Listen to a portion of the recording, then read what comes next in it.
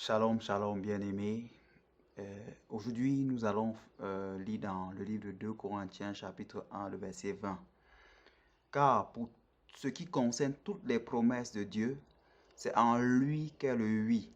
C'est pourquoi encore l'Amen par lui est prononcé par nous à la gloire de Dieu. Nous nous sommes rendus compte que le terme Amen crée souvent des problèmes et des polémiques chez certaines personnes. Je vous tiens à préciser que le Amen n'est pas pentecôtiste, ni évangélique, ni catholique. Le Amen est un terme biblique qui signifie simplement « ainsi soit-il », je suis d'accord, qu'il en soit ainsi, c'est la vérité. Voilà pourquoi toutes les fois que vous verrez dans le Nouveau Testament, Jésus dit « en vérité, je vous le dis », on peut traduire cela par « Amen, Amen, je vous le dis ». Voilà pourquoi, dans l'Ancien Testament, si vous lisez Deutéronome 27, le peuple, pour marquer son adhésion par rapport aux malédictions qui étaient proclamées sur eux, il disait « Amen ». Et vous nous rendons donc compte que le Amen n'est pas une exclusivité chrétienne même d'ailleurs. Même certains groupes occultes utilisent le Amen pour marquer leur adhésion par rapport aux promesses, par rapport aux engagements qui se prennent là-bas. Notre verset nous dit que pour ce qui concerne toutes les promesses de Dieu, c'est en lui qu'est le oui. Le oui qui veut dire le Amen. Et c'est pourquoi encore l'Amen par lui est prononcé par nous à la gloire de Dieu.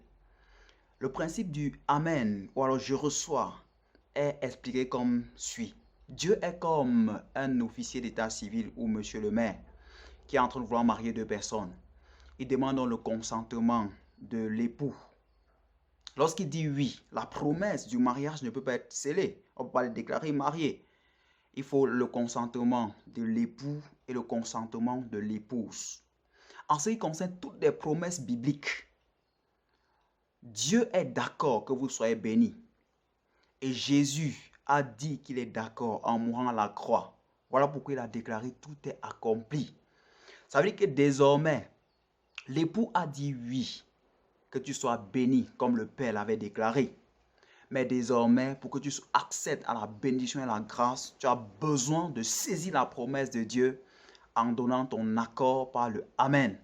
Ou en donnant ton accord par le je suis d'accord. Dis Amen sans comprendre le sens de cela ne changera rien et ne peut pas établir la promesse de Dieu concernant ta vie, dans ta vie.